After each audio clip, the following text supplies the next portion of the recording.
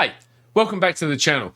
Coming up is an actual play of Evil Hat's absolutely wonderful TTRPG Deathmatch Island, written by Tim Denay. As I was going through and editing the video, two things stood out to me. Number one is it had been 2+ years since I had streamed anything, and I did not spend enough time on OBS figuring out the right way to get audio to come through from Discord, and it's a little bit choppy. I went through and tried to level it out, but if at some point it's a little bit high, a little bit low, or you accidentally get your drums pierced or something, my apologies in advance. And then secondly, talking to choppy, this is the first time in probably 5+ years I have played a system other than anything that I wrote. So my understanding of the rules is a little bit choppy, and as I've done some reading afterwards, I just wanted to apologize in advance. This should not be used as a how to play, because I was figuring it out on the fly. And if Tim Denay or anyone from Evil Hat watches this, my apologies in advance if I butchered the game. Now, with that all said, I hope to fix the audio by session 2, and I just don't know about my GM, and I'm not sure that'll ever get any better. So we'll see there. But for now, enjoy the actual play. Great game. Give it a go if you haven't. Enjoy.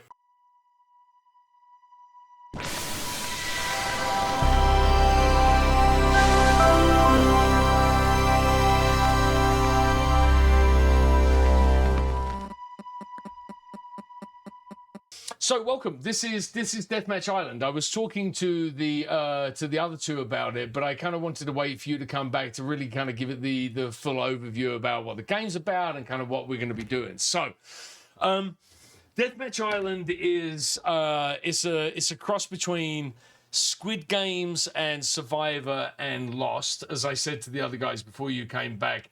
So we'll talk about who you are as contestants and how you ended up here. But it's kind of slightly surrealist, right? It is a deathmatch game, right? So I talked about how you could get attached to your characters, but they may well die, pretty quickly, right? Just given the way the game plays and how the challenges unfold. So there's a lot of narrative stuff in this game, so I'll explain some stuff up front and then we'll move to creating characters. But the reality is, you guys really do talk more in this game than I think in most role-playing games, right? The onus is really on the players to describe what they're doing, to do confessionals like you're talking into a camera. Every time you guys go into a challenge, and we'll explain what the challenges look like and how they work, but every time you go into a challenge, you're going to have to describe your character like it's the chyron on the bottom of the TV screen, or like you're doing an overview, or as the host could also do an overview for you. But it's meant to be bombastic, it's meant to be fun, it's meant to be a little bit over the top. So jumping straight into this, I put a couple of letters into our Discord, and one of them was a recruitment letter. I don't know if any of you guys read that, but we're going to go through this a little bit more. And then there's a welcome letter that I'll have one of you read out, or maybe you can take paragraphs each and kind of and welcome yourselves to the game. But I'll read the beginning of the intro to you, and then we can figure out what your characters, or which characters you're going to play, and what that's really going to look like for you. So before we start, any questions from any of you before we just jump in? Nope. Beautiful. So not a co-op, everyone versus everyone else? No, you are a team. This is a co-op, right? Oh, we are a team. Right, you guys are a team until the end, right? So meaning that there are, again, just giving you guys a little bit of background to the game, obviously out of character. There are multiple islands. There are a couple of battle royales. Less than half of the competitors that turn up on the first island are going to make it to the second island, right? And so this really is, again, like a bloody death match where you can maybe rely on your teammates, but other than that, you're going to have to figure out, can you rely on anybody else, or are all the other competitors going to be out there just like baying for your blood? That make sense? Sweet. Yep. Beautiful. Any other questions? All right. Well, look, so here's the intro. So you wake up to the smell of diesel fuel, salt water, and tar. You're on a small fishing boat. One of you is currently operating the two-stroke outboard motor as the boat chops through the rolling grey sea towards an approaching island.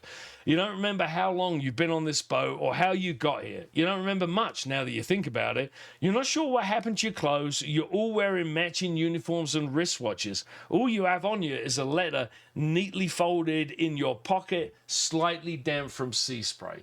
So before we get to the reading of the letter, let's get to figuring out who your characters are. So let me short circuit this. If you look in Roll20, you'll see number one, the season uniform.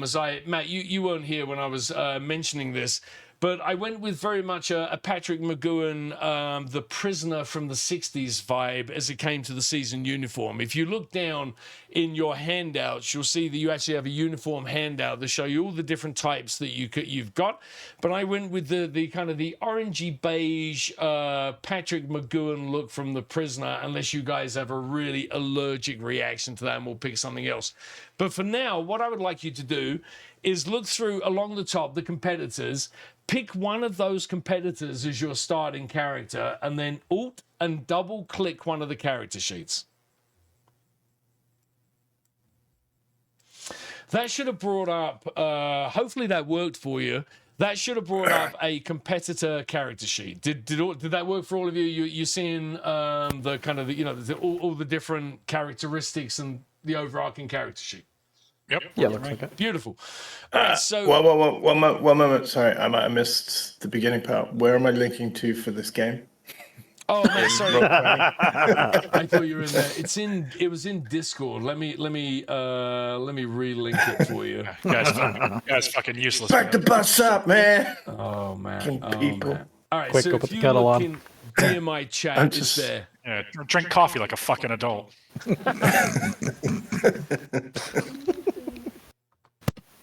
I still don't know where I'm looking. Hold on. You So- said your DM? DMI It's chat. not in- Sorry, Matt. Deathmatch. Sorry, go DMI. to Discord. Yeah. No. Sorry, I thought you said DM. Yeah, Oh, DMI I chat. see. I see the confusion. My apologies. So you haven't seen any of this gloriousness that I've been displaying on the screen? Nah, fuck all, Man, mate. you're still so polite. You may have been gone for a Some long of time us from have the UK, all. but you're so polite still. Just right. Okay, I'm in. All right, beautiful. So, Matt, on that screen, hey, John, which character did you pick? Competitor, I should say. Oh, I looked at a couple. I'm trying to figure out what the difference between them is. There Or is isn't. it just We do it all. We do it all in game. Like this is all randomly done. So you just need to pick any one of those cards pick and an all double icon? click.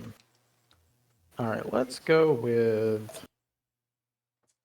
Oh, let's go with 81. All right, beautiful. So Tim and Matt. So John has 81. Which ones did you? I just don't want you to write in each other's sheets while you got them open. Like which competitors did you go with? I picked number 50. All right, beautiful. All right, so if you scroll down, then, and this is a little bit of a two-step procedure, right? So if you scroll down, you'll see some boxes at the very, very bottom of the character sheet. Random occupation, random first name, random surname, all that stuff. Do you guys see that? Yes, sir. All right, beautiful. So let's go one at a time. And Tim, you were the first one to respond. So let's have you click a random first name. And then you can have multiple first names if you feel like Lee Harvey Oswald this evening. But let's have you pick random first names and then random surnames. So you are Edgar. Edgar Powers. Edgar I like Powers. All right, that. Eddie beautiful. P. A real quick interruption. If I randomly just drop off, my cat has decided it wants to jump up on the tower of my computer, and it has shut the computer off twice and turned it on once before. So if I disappear, I'll be back. Excellent. I'm glad that you'll be back. I think I was waiting to hear if you were going to say yeah, and then it bursts into flames, and I may not get out of here tonight. So as long as it's that, I'm okay. All right, so Edgar Powers. All right, so let's have you open up let's have you now do your occupation, Edgar. Office assistant. Oh, very nice. All right, so if you put that, so all right, so on your character sheet, put in his name, Edgar Powers. Leave that as D6. Let me know if you don't see what I'm talking about. Yeah, at the top. Got it. Beautiful. And then in occupation, leave Yeah, that office or type assistant. that in as office assistant. It's a D6. Okay. And then over on the right, like with the orange boxes, select social game and drop that down so it's a D8. All right. Now you can do random eyes, random build, random hair, random detail, and just add those in. They really don't. That's really more fluff. And oh, nice! What a little hottie we've got in Edgar.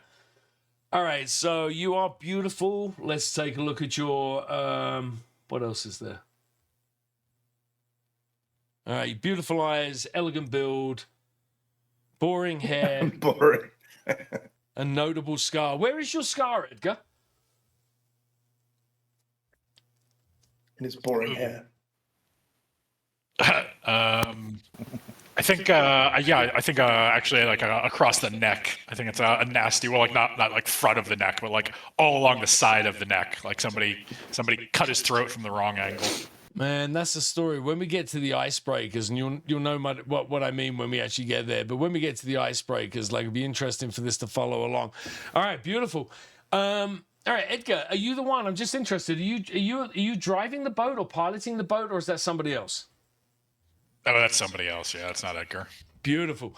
All right, well let's Matt, let's go over to you. Which character are you? 99. You're 99. Hold on. So Tim is 50, Matt is 99. Adios, muchachos. All right, so If I'm driving the boat, it's going 2 miles an hour. it would be if I was piloting it. And mate, so open up your character sheet, scroll to the very Yep. bottom. Let's do your name first of all. First name? Bobby. Hey, Bobby. Bobby. Do I have And- to type that in, or will it do it automatically? no, for me? you got to type it yourself, Yeah, unfortunately. you gotta type it. But Yeah. hey, that feels like the kind of name that would have a second name. So if you wanted to go for a second first name, that would kind of make sense to me, or a second Christian name. Hold on right? then. Bobby Rain. Bobby Rain Black. Oh, that's some serial Yeah. killer shit right there. I think I'm Yeah. actually going to swip them around. I think that's Bobby Black Rain. I kind of like that. I think that's a scariest fucking name. All right, so let's go for an occupation for Bobby.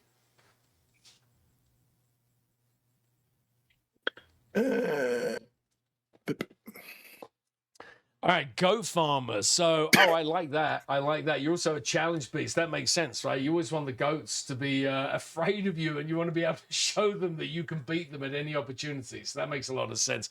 All right, so again, in your character sheet, put in goat farmer. It's a D6, and then challenge beast. Put a D8 there.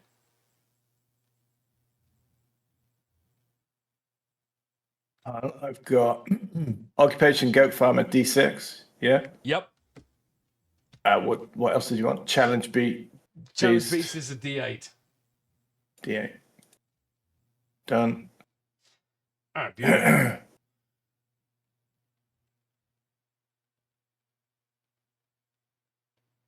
All right. Okay, so let's have you do the rest of your randoms there. Hold on. My random first name, I picked the wrong thing. That's What? better. Calliope. Calliope. Bobby Calliope Black. That's Bobby Calliope back. Okay. Man, I like this. Okay. And she or he is it he or she? Like he. it's a he. All right, so goat farmer and challenge beast. All right, beautiful. Let's Not have you entirely sure what challenge go. beast is. Say again, buddy. I don't know what challenge beast is, but okay. You will find out. There are different, and maybe you were gone when I said this. There's 5 types of challenges in the game, right? So there are, and you'll see them on your character sheet, but it's the 5 different challenges are social game, snake mode, challenge beast, deathmatch, and redacted. You get a D8 for the skills which you have better, or that you can do better. However, I should be framing that. Like that's what, man, that came out so inarticulately. That's the skills that you've got that will serve you better. So you will get to narrate why you're a challenge beast, but maybe it's because you're out there all the time and you really love, you love jumping over fences quicker than your dog who helps you round up the goats. So we'll come back to that in a little bit. Add out or round this out for us by going through like the eyes and the build and so on, so we get more of a sense of who Bobby is.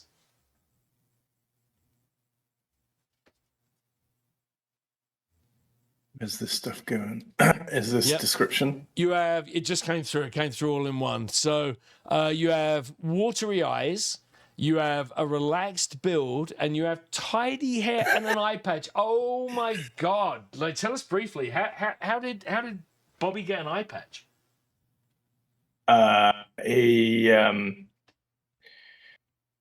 He'd found a injured goat, and after trying to, it's completely isolated and got itself trapped in like a real tight crevice. His rock climbing got to it, pulled it out, but in amongst doing that, he was. It's an embarrassing story because climbing out, he's just covered in shit all the time, and it got in his eyes and nearly caused him to go blind. And he's lost one eye, managed to keep the other eye, but that one waters all the time.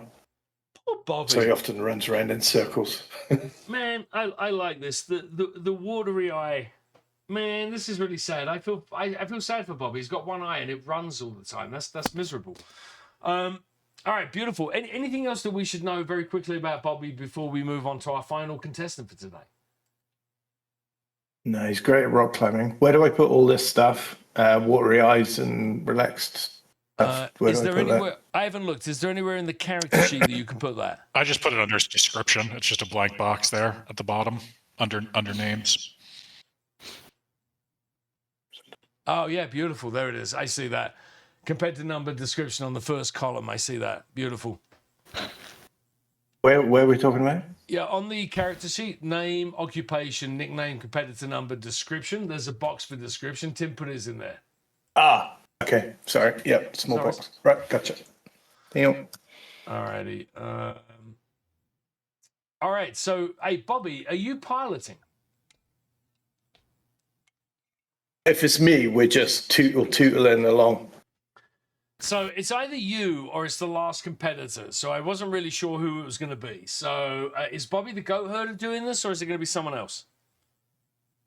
Unless you push me off, I'm just going to tootle along 2 miles an hour singing goat songs. Goat songs, goat songs, goat songs. All right, I love that. And we might ask you to give us one of those goat songs when we go back and do a confessional. All right, so over to our last player. So what was the last competitor number over there? 81. Okay. So let's have you roll on names. Cool looking dude. Let's have you roll on his names. An Indian guy named Candace. That's beautiful. I love that. I do really like that a lot. I love that. Candace Usaro. I like that. It's very romantic, John. Candace Usaro. All right, beautiful. What is his occupation? Okay. Stay-at-home parent. That's beautiful, Jim. Of course, you're a stay-at-home parent. You can't leave the fucking house with a name like Candace. That's true. Too embarrassed. I love that. It's like a boy named Sue. Oh, I just found that I'm reading through the rules. So first name 1 are masculine coded, first name 2 are feminine, and first name 3 are gender neutral. So you should probably. That makes more sense now. If you would like to re-roll the Candace, I'm up for it. But I also think it could be just a cute name for him. Nah, I think we'll stick with it. It's my mistake. I love that. All right, so everyone's now getting a motivation card. So even though you don't really remember, like, who you were, you don't remember much about it, just coming on the boat now, kind of pulling back, but something's driving you, right? And so whatever you got out of the initial motivation card, but it is a really good touch point for you, right? It is one of those, like, if you ever want to figure out how your character would act or who they really are or the stuff that is meaningful to them or they really like, that's the way of getting to it, right? So put that in your pocket somewhere and remember your initial motivation. Let me see if there's anything else before we get back to the boat. I'm driving. You are driving. All right, beautiful. My cat says, yeah. Hey, so Candice, let's go through the rest of yours. Let's see what your eyes are like. Let's see what your build is like. Just to Where's match this you motivation out. card? Say that again. Where is this motivation? On roll Above 20, your icon, it shows up bottom above left. your nameplate. If you click on it, it'll flip over and you can look at it. On my nameplate. Yeah, Down nameplate the at the bottom. bottom. Oh. Have you my hit? cat there. Have you? I see. On the avatar. Gotcha. I feel like Candice should be shit. competitive 12, 36.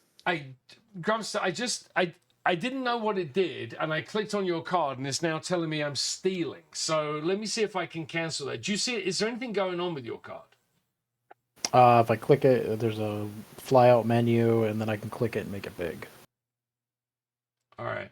And read it. Oh, yeah, okay. I have perfect. So I have an observer character in game that's not playing, so they got one as well. So perfect. So I see what that looks like now. All right, beautiful. So you are. Candice also has watery eyes, a relaxed build, is shaved, so you have a bald head. And tell us about your tattoo. Oh, well, I needed to stand out for, well, I mean, if I'm already awkward and, having a feminine name. So we're going to go full out there, and I had to shave my head because I got a tattoo on the back of it. What's the tattoo of? Oh, given that I'm Indian, probably some sort of Hinduist thing. Okay. It's a Hindu god, or maybe a lucky charm. There we go. All right. I'll go with Lucky Charm. Okay, I like that. You might need that as a result of this. All right, so you all now know who each other is, or at least the careers you wouldn't know necessarily, but the physical stuff you've picked up as you've gone along. You're back in the boat, right? So if somebody could look in their handouts. Again, all you have on you is a letter neatly folded in a pocket, slightly damp from sea spray. You should probably read that now. So, would one of you be so kind as to open up the handouts, look down, bring up welcome letter 1, and then read that for us?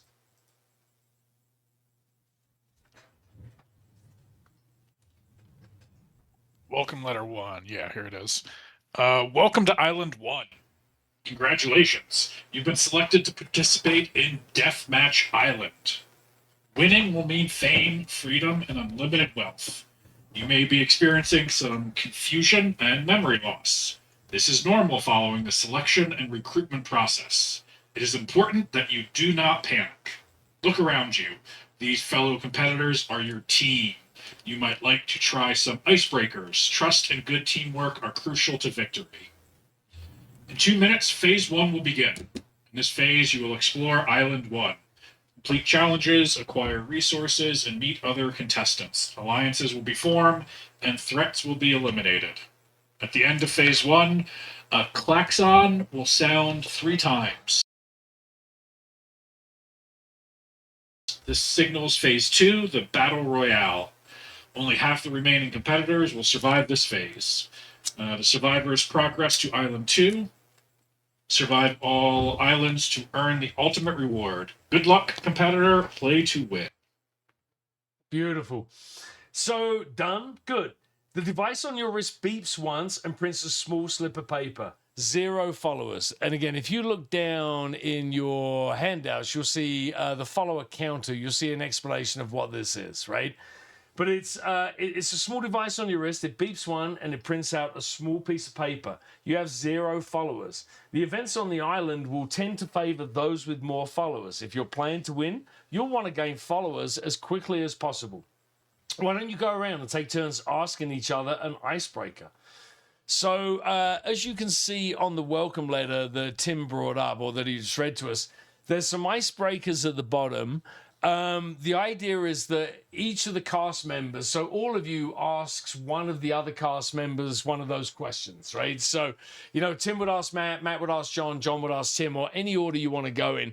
Really, maybe even more about what you're more interested in. Like, you probably want to know why Candace has a girl's name. So, why don't we go in reverse order? We just did that. So, Matt, you're up first. Pick another competitor in the boat with you because there's just the three of you. So, pick another competitor in the boat and ask them one of the icebreaker questions. Where are the icebreaker questions? I'm sorry. If you look in handouts, if you go through in handouts, there's a welcome letter. It's at the very bottom of the welcome letter. And in fact, let me change to, there's another screen. I forgot, it's on this one as well. The icebreakers are now up on the screen as you guys are in the boat. This is your view. Those are the icebreakers on the screen for you. Okay. I'm asking, are you a good dad, sir? Who's that one to? Candace. To Candace. Candace. Well, what can I say? The children are alive, aren't they? So that's not really a good father. That sounds very, very much like your Russian accent. Is this just the generic non-American accent? No, I started with the Indian accent and it didn't go very well. In a minute, you'll be working as a cast member on The Simpsons. But okay, beautiful. So your kids being alive, that's your measure. That's your simple answer, and that's your measure of being a good dad. Is that right? Well, absolutely. Man, Indian guy that spent most of his childhood in the Middle East, but with a few years in Moscow. This is super interesting. All right, beautiful. All right, did you get your answer there, Bobby? I got an answer. Yeah, okay. Hey, Candace, over to you. If you're firing back a question to someone else, and it might be to distract from your shittiness as a parent. Like, that felt like a bit of a deflection there. So, who are you going to? Oh, why not? Let's just I already forgot Tim's name. You're not Bobby. Edgar. Edgar. There we go. Edgar, what's your favorite flower or plant? Well, I don't know too much about flowers. My favorite plant? Are we talking about ones that can or can't be smoked recreational? You know what I'm talking about, Candace. Yields will be hitting that hookah all the time. I don't know what that is. I was speaking English.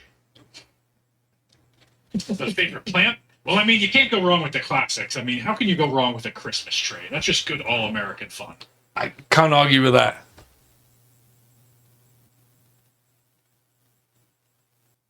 Candace, did you get your answer? Oh, that's good enough, I guess. All right, well, look, it's over to Edgar. Edgar, who you asking and what you asking them? Yeah, I think I want to know Bobby Black Rain's favorite mythological character or favorite mythological animal. What's your favorite mythological animal there, Bobby? I've never thought of this before.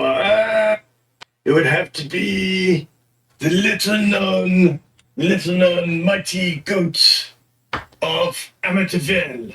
Have you ever heard of it? That is a new one to me. No. No, it's an all-powerful goat. Walks like ghost across the desert and eats everything in its path, including people, which is why nobody's heard of it. And what was it called? I got to write this down. What was it called? The goat of Amityville? Goat of Amityville. Okay.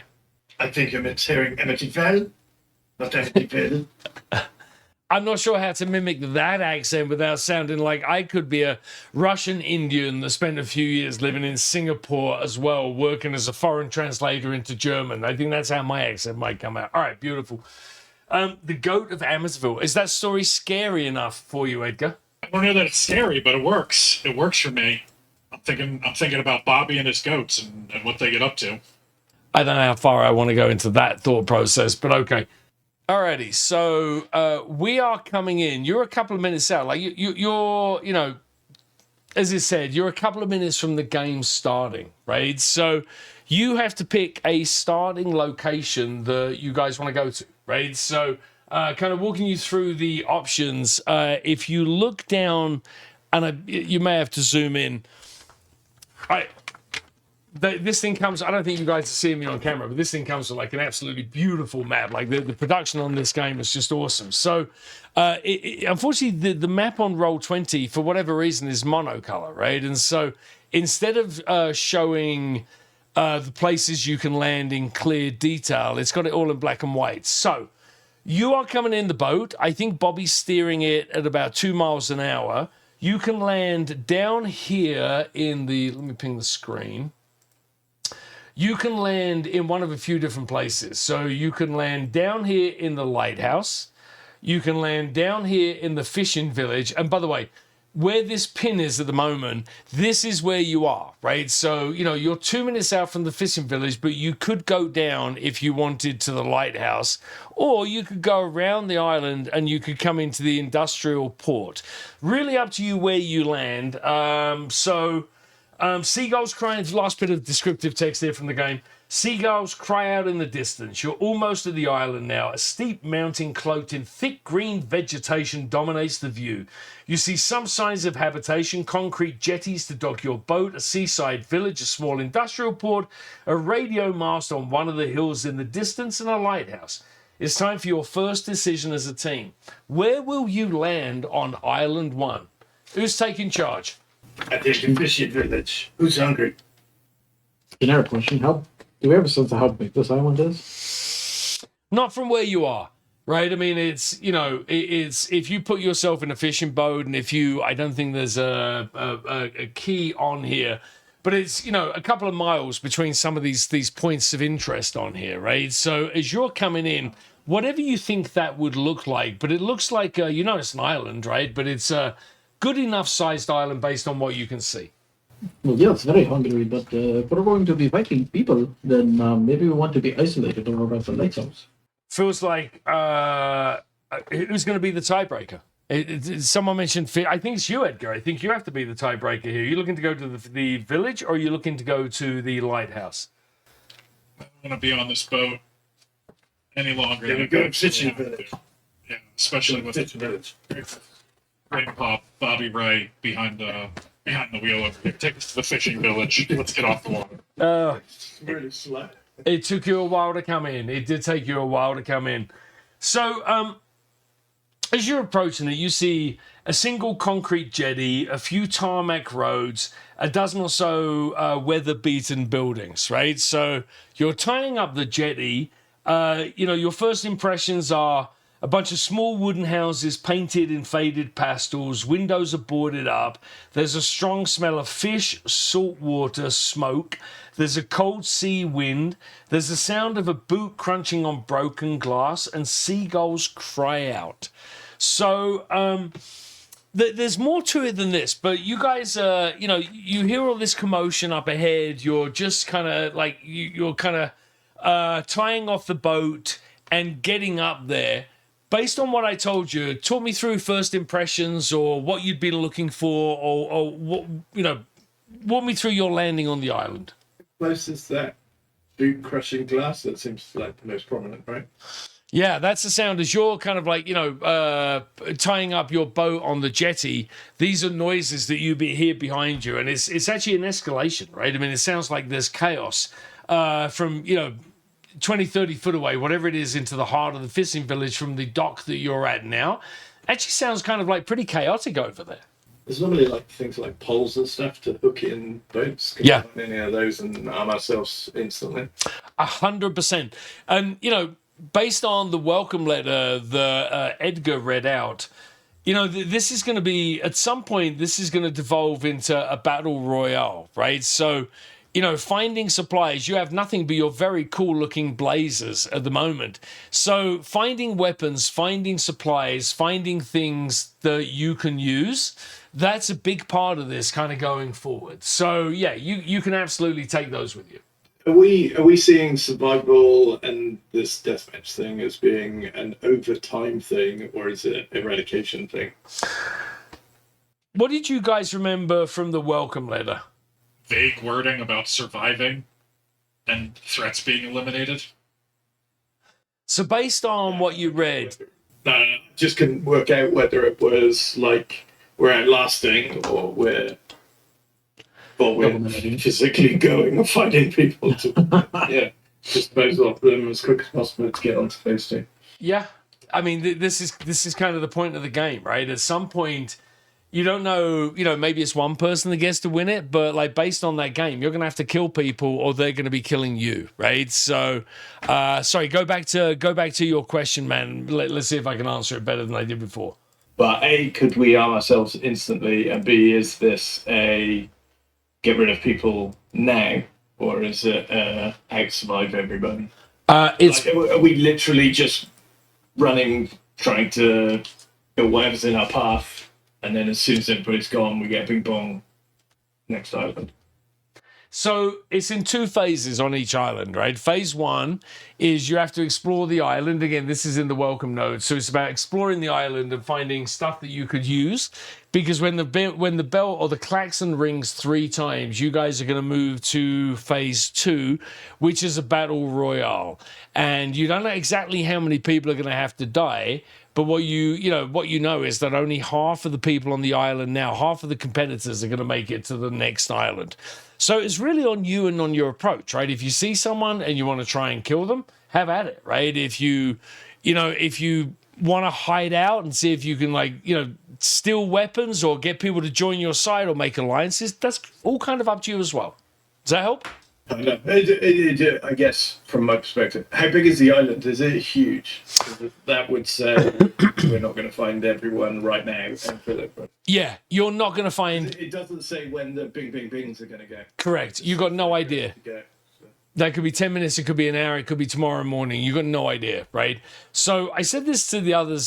So John asked that as you were kind of sorry, Bobby. Who was it that asked that? You got John. Candice, of course. Candice asked that as you were pulling up. It's seen from the boat. It's big, right? I mean, it's not huge, right? But it's big enough. It's smaller than New Zealand, Matt, right? But it's still a pretty big island with all of these points. So it's several miles, and you can see some high points. So if you look at the map on the screen, these are mountain ranges over here, right? So you are able to see, a flag somewhere, and there's like a different kind of few different elevations. And a lighthouse, right? This island, you don't know if this was put here for you or not, but it's big enough that it has a lighthouse on it to direct fishing traffic. Does that help, Matt? I think main priority when we land. I mean, assuming when we pull in, we're not seeing that there's like other boats here in the dock. I think my first priority is probably to look around and see if there's any easy place where we can actually hide the boat rather than just leave it out in the open in case we do need it again. So as you're having that discussion and searching, there's an explosion behind you coming from the village, right? Which is just it's like, again, 30 foot away. You've got a small path to go down, right? And so you can hear, there's an explosion. You then hear screams, shouts. You hear somebody shouting. It sounds like they're giving orders. You hear a couple of gunshots going off. You hear someone, again, this guy shouting orders, but it seems like it's coming through a megaphone. How are you responding to this?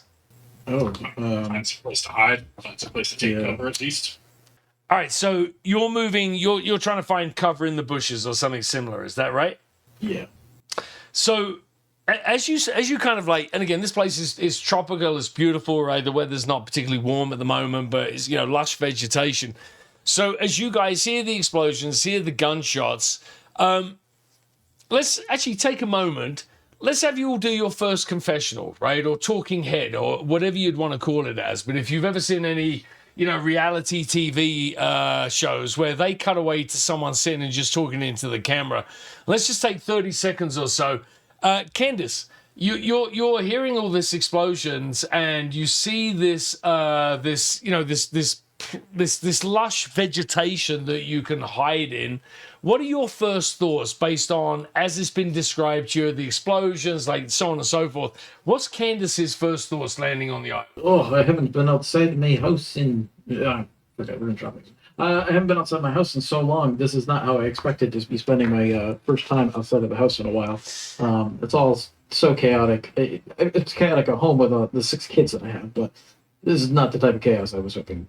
I love how Candace was Irish for a second there before you decided to give up with any accent. So that was friggin' awesome. So, all right, Candace, great talking heads. So, Edgar, over to you.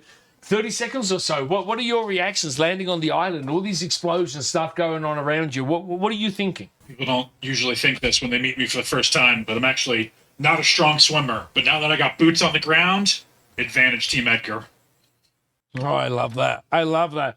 Beautiful. So, over to Bobby. Bobby, you little goat farmer, you. What is your what is your talking head? First of all, we need to establish a base. From base of operations, then we can move ahead and we can diversify across the whole of this island. We can take it over.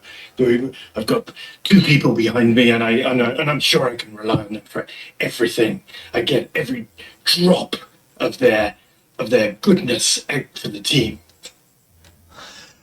Jeez, I don't know enough goat farmers. I hadn't realized quite how megalomaniacal those guys are.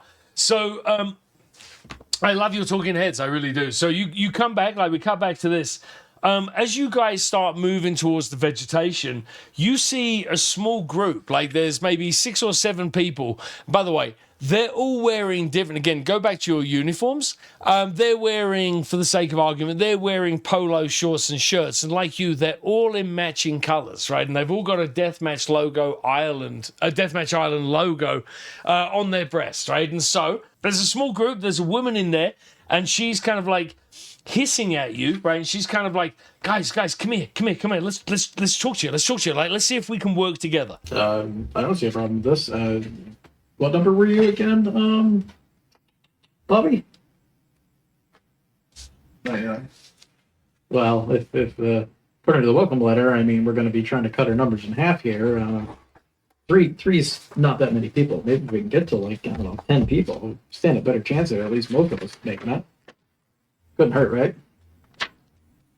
We just avoid these guys, and we don't know what's going on, right? Correct. You hear all this chaos coming from the village. You hear all this noise. You hear some gunfire. You've no idea what's going on or who they are. You see these people. One of them has a shotgun. Another of them has a big knife. But, they're and by the way, there's 7 of them in total. But, it doesn't feel like they're overly threatening, I mean, surely they'll follow the rules because the Battle Royale hasn't started yet. What do you mean they'll follow the rules? Who am I kidding? I have children. They don't even follow the rules. Never mind. We can at least talk to them. We don't have to make alliances, but I mean, what are the other options? We're just gonna fucking take a run for it. Come on, let's go talk to them. Are you all following along after Edgar? Yeah. So as you're moving towards her, this woman, and like she's like, middle-aged, like mid to late 40s, very generic housewife looking lady. As you start motioning towards you, she's like almost frantically, she's like, get down, right? So she, as you're coming towards her into the vegetation, she wants to make sure that you're not being seen by whoever's in the town or whatever's happening in the town, right? So as you guys... she says, "Hey, I'm Quinn. These are. I don't know who these people are, but these are my. She points to a couple of them. She's like, I was on a boat with these. We met up with these guys a couple of minutes ago. We're trying to figure out how we can stay safe in the island. Like what are your plans? What are you guys gonna do?" That's what she's asking you, by the way. She's, this is a direct question from her to you. Well, you've been here longer than us. What have you been doing so far? How long have you been here? So she kind of like hooks a thumb over towards the town, and she says, we're trying to avoid them. They're crazy. There's like a group of them. There's some cop that he's, got a loud hailer. He seems to be, trying to, he's telling people to line up. He's either a cop or he's a soldier or he's something, but he's trying to exert authority over people, and he's trying to get them to follow him. And she says, like, we don't want any of this. Like, we just want to stay independent. Like, she says, we just want to get to, the next island. Like, we're not all that interested in trying to kill anyone. We just want to get the, some equipment. We want to stay safe. We're not interested in doing any of this stuff.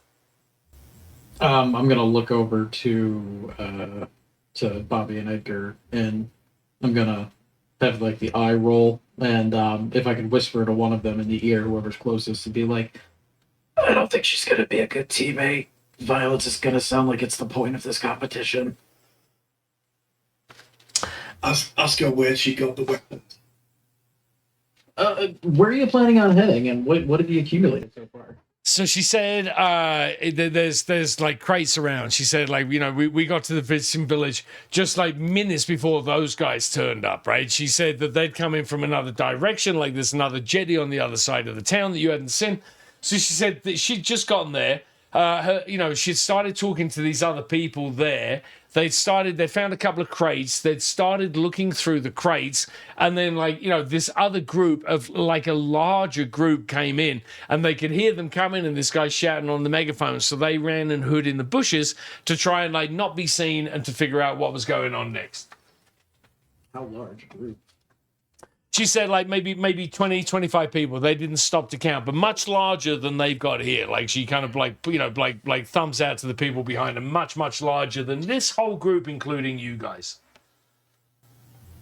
Are we looking at this map as a metagame perspective, or is this something that we would have seen to realize what's on the map? It's printed on the back of your you on the back of the welcome letter. I actually don't think it was mentioned anywhere, but I for the sake of this, let's assume that on the welcome letter, you also have this map, right? So the map just has like the names of places, and some of these places aren't even called out, right?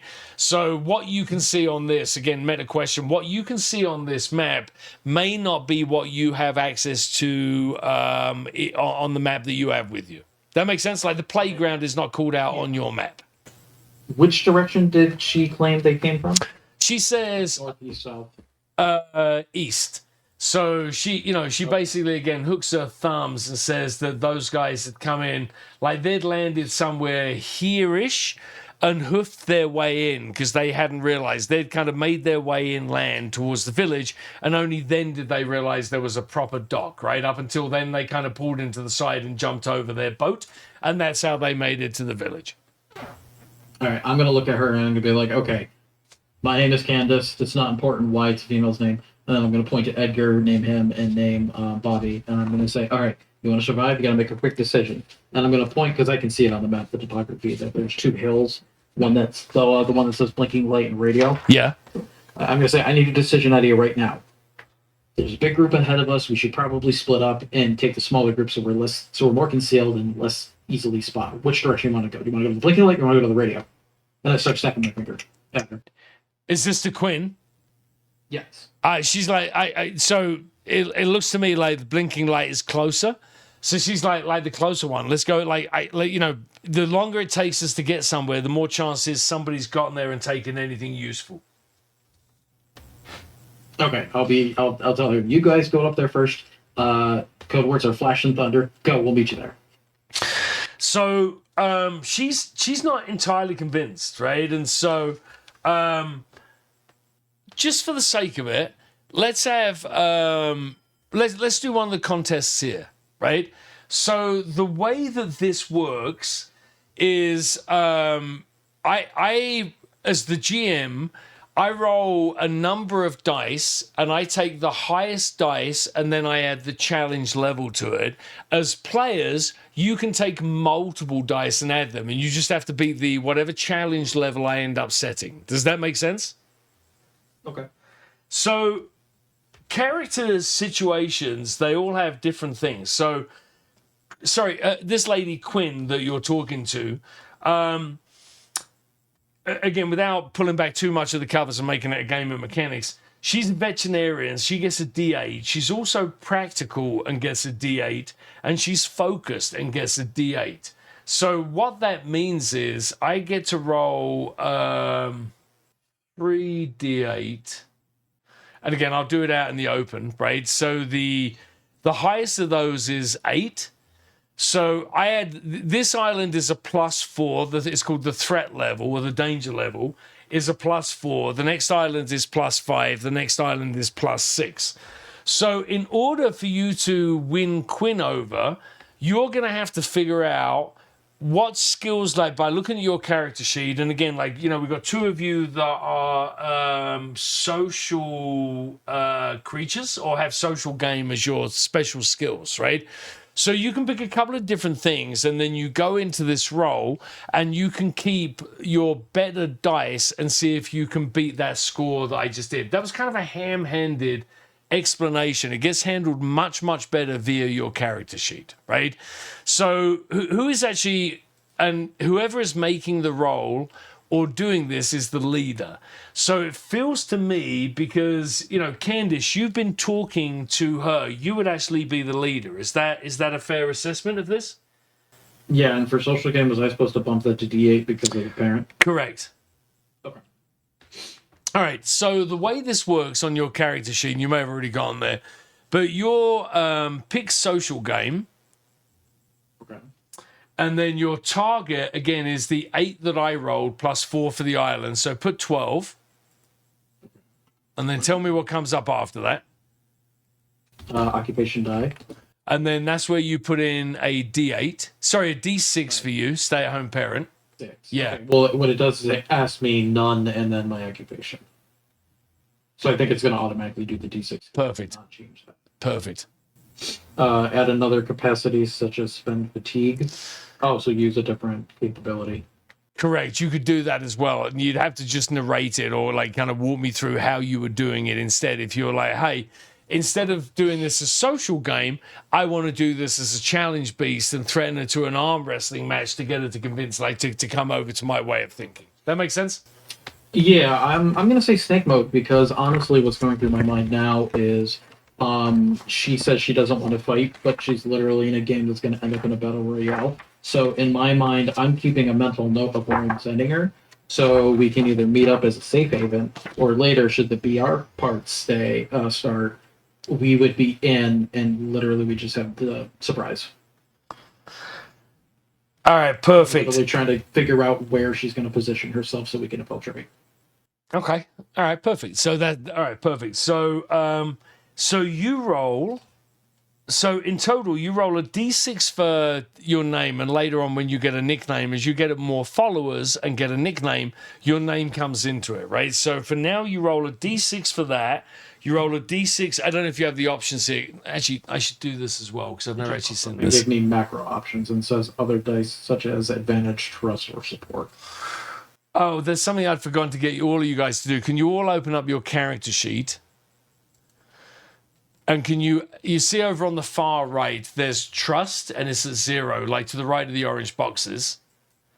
Yep. Can you all add 2, like +2? Can you write down, like, you know, for you, Candice, can you write down Edgar and Bobby and put 2 next to both of their names? Yep, I think we bumped mine up to 2, so. Great, yeah, sorry, I was messing around in there. So all of you have that, right? And so what you can do is you can spend trust, right? And so if you spend trust, you can ask for one of the following things, right? So they can bolster you. So your companion would describe how they assist your action in the contest, and they'd give you a copy of their name dice. So it's an additional D6, right? They could block harm for you, or they could follow your lead. So, you know, like basically it's all the same at this point, right? There's just different modes, but you could say, hey, I'm going to have your Candice. I'm going to have Edgar, or spend 1 trust with Edgar, and Edgar's going to give me one of his dice. And that way, Edgar would tell us how he's helping you in your description of trying to get Quinn to do this. Did that kind of make sense? Yes, and I think I would do that with Edgar trying to, if I whispered in his ear that she's going to be a liability, more or less she's a liability, and I think we could use her. Trying to ham up the story of trying to get her to make decisions and just, let's go, we gotta do this. Yep. All right, so for as you go through this, so you're spending trust with one of those guys to get you to help? Yes. Beautiful. All right, so we will pull them to the narrative. So roll 3d6 plus 1d8. And again, John, sorry, I can't see what this roll looks like on your screen, so maybe you can just follow it through there. I don't know. Yeah, I'll screenshot it. Yeah, this is what it looks like on my screen. I get this. Pops up. So I'm assuming you said 1d6. 3d6 and a d8. So Yeah, I'll be putting a 1d6. 1d6 in. Yep. Okay. Whoops, that's the wrong thing. 2d6. And do I need to adjust my character sheet at all for that? No, I don't think Like so. the trust that you're talking about? Oh, yeah, you have to take one trust off. Sorry, yes. Off of Edgar. Correct. Okay. And then now it's asking me spend acquisitions, the final step, wait before hitting submit. Yeah, you don't have any acquisitions and you don't have any rewards. So just hit yes? Okay. Damn. Yeah. So tell us again what you're saying to Quinn. I'm trying to hype her up to. She wanted us to come over. I'm telling her like, yeah, we'll talk. Ask the questions like we talked about, and then She had mentioned that she wants to find safety, so I'm trying to drive up her sense of survival and telling her to make quick split second decisions. And all right, that's the place you want to go. You go up there where we can move better in smaller groups because they're such a big group. You get up there, we'll collect some supplies, and we'll meet you up there. So that doesn't seem to be landing with her. So Edgar, why don't you walk us through what you did? Yeah. Edgar was just being friendly and flirtatious, I think, and just trying to be amicable and be like, it'll all be okay. So she didn't like any of that, right? So that's kind of why this failed, right? So she's like, hey, guys, I was seeing if there was strength in numbers. You're trying to split us up. So very best of luck to you. And she kind of looks behind her at her people and she was like, let's head on out, right? So they start moving away from you. Let me roll a 1d3 here. Okay, so they start heading off to she says they're going to head around. Like, you've told her to go this way. So, as you see them move away from you, and again, they're nodding and being like, yeah, sure. They're just kind of heading into this direction. So you're not entirely sure whether they're going to the blinking light or going in another direction. You don't have absolute clarity on that, any of you. So they head away. You weren't able to convince them to come over to you. There's still a bunch of racket and chaos coming from the fishing village. Yeah, we'll get to that, Grumps. So there was actually... Okay. Yeah, this wasn't a challenge. You won't get any followers for that, right? So followers when you do contests as part of this, right? So that went nowhere. What are you guys planning to do now? And in fact, before we do that, Candice and Edgar, Bobby, sorry you weren't involved in this. We'll get to you last. But Candice, can you take 30 seconds and give us a confessional and tell us what happened? Oh yeah, no, I'm gonna explain, man. She is not gonna last very long, and you know what? I made a play. I was hoping it would work out, that we could have like a little safe haven. If it comes to it, I mean, a bargaining chip for somebody who wants to be really hunting. Hey, there's only 3 of us, but you know what? We know where 10 people are, and you know what? If you let us live, we'll lead you there, and we'll get these numbers cut in half in no time. They're even gonna get supplies up there for you, but I don't know, man. I don't think it worked out. Beautiful. Hey, let's go to Edgar. Edgar, what is your talking head? Give us your impression of that situation. Edgar just stares deadpan into the camera silently for way too long, like a good 15 seconds, and then just shrugs and says, I don't know what happened. Lesbians usually love me. I'm then going to cut, as the production assistant, I'm going to override this. We then cut to a talking head for Bobby, or a confessional. Bobby, in a similar way to Edgar, is just sitting staring at the camera, but he says nothing for 30 seconds. It's just like he is so blown away by the incompetence or stupidity. And then at the end of his talking heads, he says, I could have convinced them if they were a goat. And then it cuts back to you guys out in the field. So there is all this noise. There is all this chaos. There's someone that's shouting orders. It sounds like the noise is kind of coming towards you. What are you guys doing next? I don't like how close that's getting. We should probably move. We need to get resources and then head up to the ravine. That's more my style, man. We need to get up there. But can we do it without getting shot? Yeah, trying to skirt around the edge of the village. Yes. Maybe we can peek skirt around the coast. Buildings. Well, if they came from the east, then there can't be anyone else out there, right? Because they didn't bump into anybody else. So if we can get some resources here and then skirt around the east to the ravine. And surely they didn't scavenge everything. There's got to be something up there, right? Yeah, based on what Quinn told you, there was plenty of other stuff up there that you could have got. Assuming that the noise up there, assuming that whoever's there hasn't taken all the stuff, whatever was available, it feels like you should be able to get stuff. Let's go. Let's be quiet. Yeah. Let's go scavenge a bit and try and avoid them. Hey, look at that on your screens. You actually have, and her name was Quincy. I read it wrong from the start. So Quinn was that character. I hadn't realized that they were actually there for you guys to look at. So that was Quinn that you just met with, one of the cast members. All right, so walk me through again. My apologies. Walk me through again what it is that you guys are planning on doing next. We're skirting out towards the east. And picking up what we can find and heading towards the ravine. So, you guys, as you're kind of heading to the east, you know, as you're heading to the east, the village is still there, right? I mean, like, you know, it's hard for you to get completely around, so you're having to like crouch and move through the brush and so on. So it's not a very pleasant experience.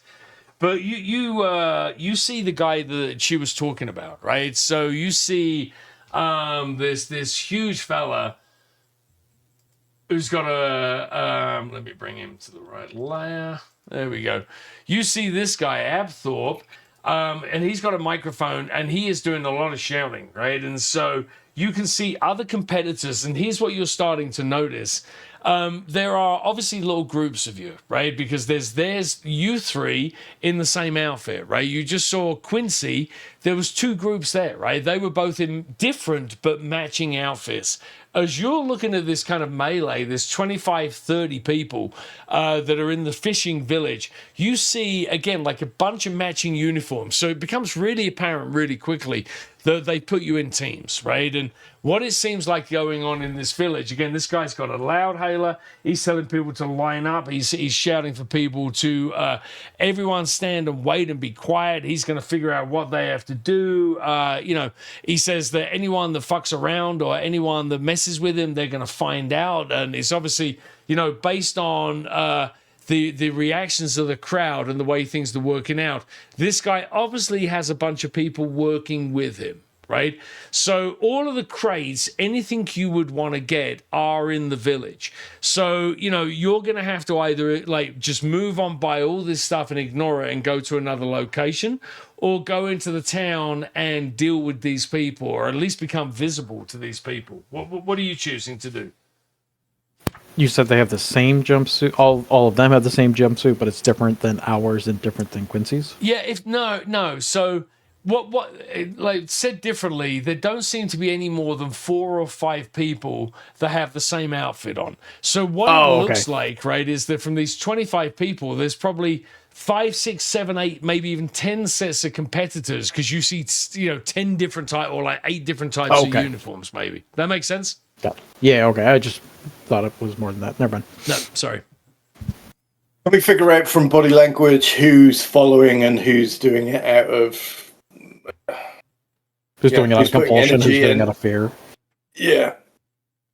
So, especially if they're in different groups, right? Yeah, you know, so it looks like there's a bunch of people that already have some weapons, and they seem to be taking instructions from this guy Abthorpe, right? So, you know, they're forcing people, the competitors, to line up, and they seem to have taken most of the weapons, right? So there's maybe 5 or 6 people that have weapons and all seem to be under the instruction of the guy with the loud hailer. There's probably another 25 to 30 people that are being lined up at gunpoint, right? And they're being given instructions by this guy with the loud hailer. Did that help? Are the instructions any more than just line up and figure it out, or they're like, you know, Soviet bloc, get on the wall? No. Are you guys like Purely organization? You're lurking and listening to see what's going on rather than just like taking it in and moving away. Is that fair? Yeah. Yeah. So no, as you wait, as you listen to a couple of minutes, or as you spend a couple of minutes listening to him, he's just giving orders, and he says, listen up, everybody get into lines. We're going to have to work together. You all got the same letter as me, and he's holding it up. And he says, there's going to be some kind of like, there's another phase. And when those klaxons ring, I want to have more guns, more numbers, more people. Because if only half of the competitors are going on to the next island, I'm going to be amongst those half. And anybody who wants to be amongst those half needs to be with me. So, there's no Soviet style, like you could do your accent again. There's no Soviet style lining up and shooting people. It's just, there's none of that that's gone on. But it is very much, his way or the highway is the way it seems to be coming across. Did that make sense? Yes. So the gunshots were more just corralling and attention getting. Correct.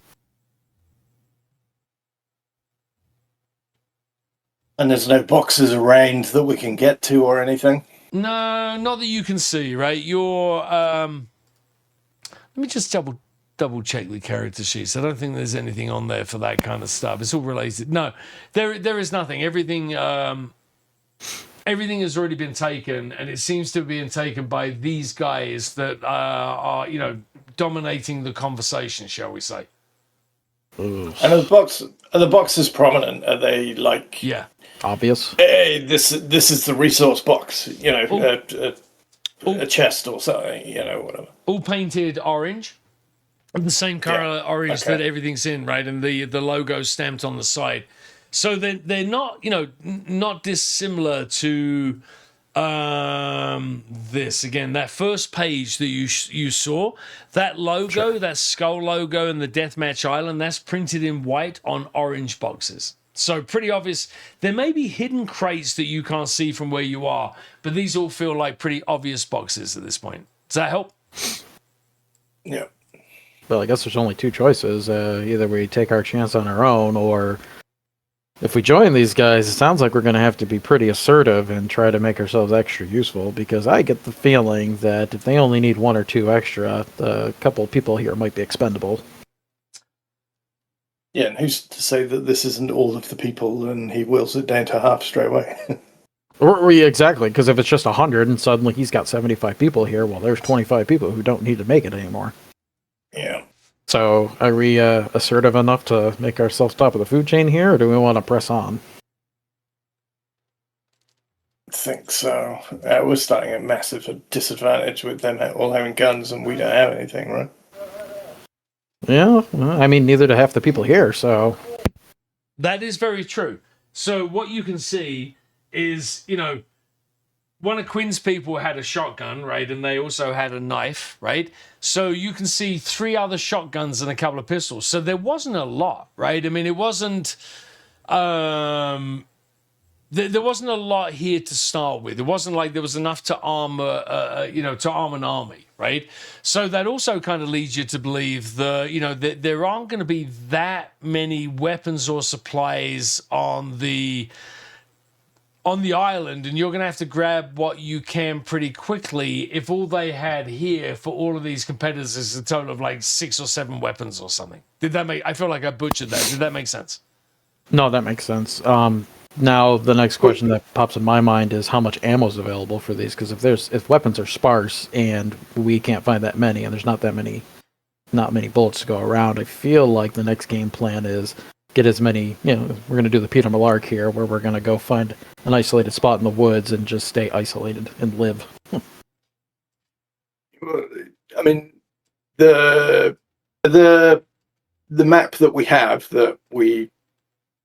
in the form that we have it, does it have these places as checkpoints? It has some of them. Let me look at the map really quick. Would we necessarily, knowing there's a crate here, right? Would we make the assumption that going to another checkpoint would probably have some boxes on that one as well? Yeah. So there are. Let me, and this may be covered in the game, and I just missed it. So let me just say, for the sake of argument. And by the way, I think you have the maps in the handouts as well as the one on the screen. So just for the sake of argument, all of these are called out, right? So some of them, like the port, has actually got a name, right? We'll call it, Port Matt for the sake of argument. Port Lindy, we'll call it, right? So there's a port over there that's called out. The fishing village is called out. All of these have circles on your map, but only some of them are official locations, right? So, the sanctuary is not called out, but there is like a circle drawn on your map for you to know that all these places are there to get to. Did that help? Yeah. Yeah, and if we're gonna hoof this on our own, I'm gonna suggest make our way to the radio tower to the north there, going past the ravine to see what we can pick up, because there's only so many landing ports. I mean, everyone's gonna want to move inward, and if we get there faster, while these guys are trying to figure out their hand from their foot, then maybe that might be our advantage. Yeah, you follow. I'm making a run for it. If we stay here, then we're always going to have the least weapons, right? Because Meg's going to take the biggest and best. So So we should get out of here. Ravine. Come on, Edgar. I will blunderbuss the fuck out of it using beast mode. It's my natural environment. Goat territory. I didn't even consider that. Yeah, radio. Get up the mountain. That's where I want to go. I think that's I think that Bobby would get there before anybody else, right? I think that you're right. Like with his ability to kind of run across the country and his affinity with nature and just being out in the open all the time, right? It kind of makes sense. So you would get there, let's call it just a couple of minutes before the others turn up behind you. Is that fair? Long enough to view things out. Yeah. All right. That'd be fine with me. All right. So when you get there, you see two parallel swing bridges cross a ravine with a steep drop to the rocks below. So on a small plinth in front of the bridges is a challenge terminal. So, again, just to summarize that, there's a huge ravine and there are parallel bridges, right? So one on either side, right? Or like two in parallel, right? And so as you get there and as you're waiting for people to turn up, you see the terminal beeps once. It prints out some instructional text. There's a cold wind that's gathering strength, and you hear the ominous creak of rope. Also, just as the other two are starting to get into range, you see some more competitors heading your way. Now, they seem to be heading out from, the direction that you're seeing them come in is almost like crossing over from you, right? So let's say, for the sake of argument, you guys are here. They are just on the other side of the ravine. If you're able to zoom in and take a look, you're on this side of the ravine. They're coming down on that side of the ravine. So this is going to be a contest, right? I mean, this is going to be much more like the kind of the Survivor or Squid Games element of this game rather than you guys just talking to Quincy in the bushes. Did that make sense? Yeah. So Edgar, Bobby, what do you tell Edgar and Candace as they catch up to you? These slow coaches that are not used to this wilderness living. What do you tell them? I can be waving my hands. You must come. You must come. Let's go. Let's go. Let's go. Old man, Get I'm over used to to the chasing bridge. children. Get over the bridge. You're so spry for an old man. You need goat in your life. We all need goat in our life. All right, so are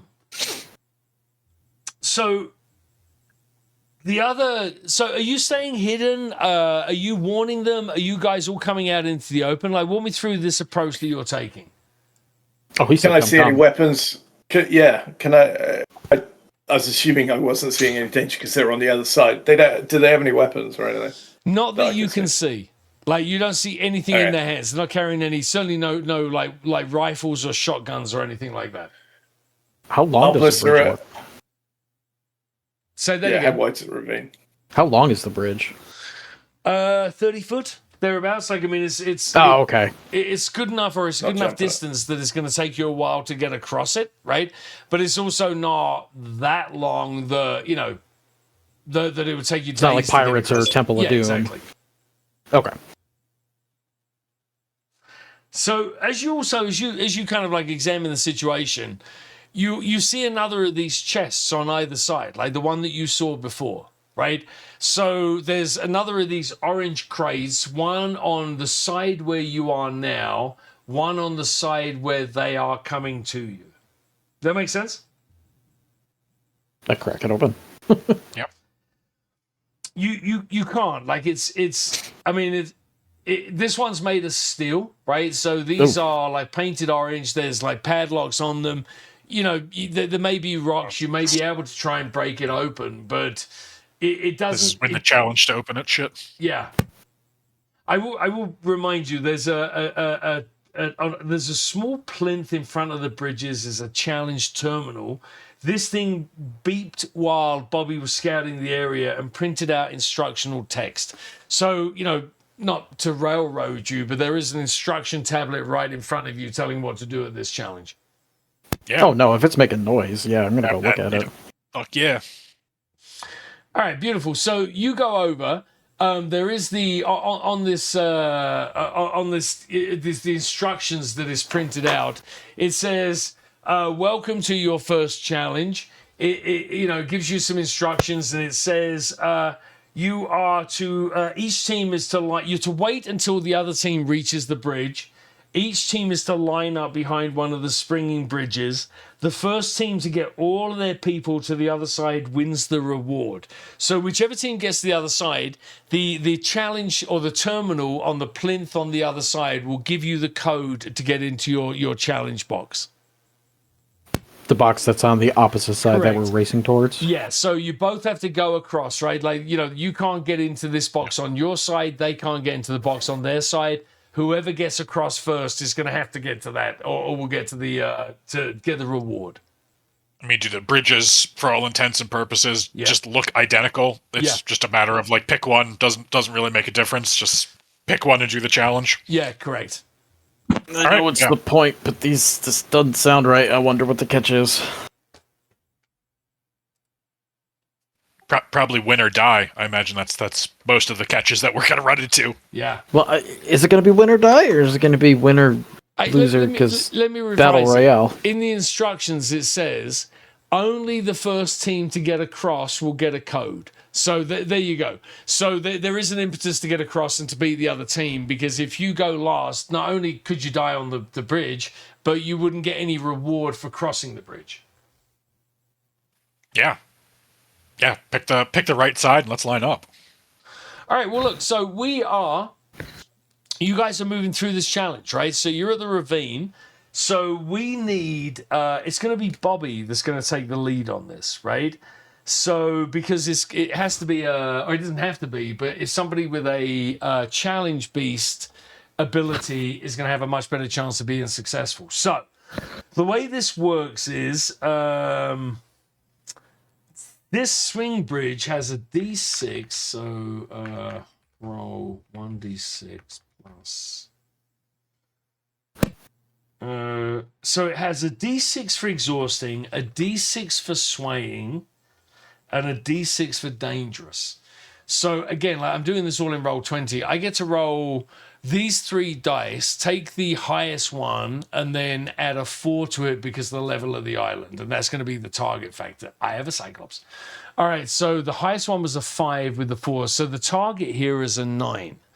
So again, for Bobby to make this challenge, if you open up your character sheet, Bobby.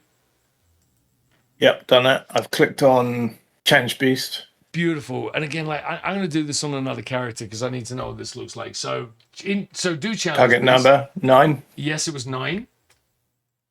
Submit occupation die. Occupation, goat farmer. Like drop that down so it's not none. Do you have a blank underneath that? Hold on, let me start again. I just went goat farmer. Oh wait, do you have goat farmer? It's because I'm using the blank character sheet. If you have goat farmer, perfect. Yeah, So it's hit goat that. farmer. Yep. Yeah. And then Add another capability. so Social snake, deathmatch, redacted. correct. So we're already doing the one that you want, right? So you Yeah. again, we can give you a fatigue here, right? And you can add another dice to this. So You add a fatigue on your character sheet, and you also then get an advance. Let me look up and see. I forgot about that. I gotta mark that. Okay, done. Say that again. I didn't mark the fatigue from trying to convince Quincy. You didn't fatigue it, did you? Didn't you use trust? I forgot to. No, I use both. I use snake mode and trust, so that's why I forgot to hit fatigue. And it was a competition, right? So in any competition, if you fail, you mark one fatigue, right? So if you can't mark a fatigue, you end up marking an injury. So in this case, like fatigue could also be just like a boot, you know, a slap to your confidence, or however you'd put it. That makes sense? Yep. Right. Are parts of the injury supposed to be filled in already? Because they look like they are. No. Yeah, mine is. Really? Mine's got under the word injury. I've got blank, spot, blank, spot, blank. Same. I think they color in orange. I don't think that black is anything. So that might be to do with. I don't know why that's different. That might be to do with different characters. No, it's still the same. I feel if I'm going to use anything, I would use Deathmatch. You're already using. Oh, okay. Well, do it if you want to do that, and then you would mark a This fatigue. is his time to shine. You would mark a fatigue for doing that afterwards. Okay, I will do that in a second. Remind me, because I can't see that off the top of my head. Did you say the fatigue is only if you fail, or regardless? Fatigue only comes if you fail. Okay. Okay, like and then I've got other dice, advantage, trust dice, or support. Hold on. So this would be, again, if somebody wanted to support you, and I'll look up support, a competitor may choose to sit out of a contest to provide support. They pass a copy of their capability die to the competitor player of their choosing, who includes it in their dice pool. The supporting competitor gains 1 trust with the character, and their support must do 1 new follower box. So you can burn a trust. You've got 2 trusts with all of your teammates. You can burn 1 to add another D6 to this if you want. And somebody could sit this out and like gift you another D6 if you want. The problem there is you don't know for sure. You couldn't say for sure whether or not they'd be able to get across the ravine afterwards. That make sense? Yeah, I'm not going to do anything. I'm trusting that my legs of goat will be superior to the nature of this. Let's hope. Wait, are we all going across, or is it just him and he's leading? Well, you guys. I said that backwards. So the way that we do this, and it's often in this instance, it would only be one person that would make the roll. But the way it generally works is you go like when there's multiple rolls, you work backwards, right? Like, and you describe what happened and how this all worked out, which is what we did with Quincy earlier as well, right? So you roll the dice, we know whether it's successful, and then you guys fill in the blanks around what it all looked like. Make sense? Okay, and when I took the trust away from Edgar, does he have to adjust it too, or is it just purely me? Just you. Okay. All right, what are you doing, Matt? No, I'm just winging it. Legs of a goat. All right, perfect. So is that? So did you roll? It says spend acquisitions. Final step. Wait before hitting submit. You don't have any acquisitions. Okay.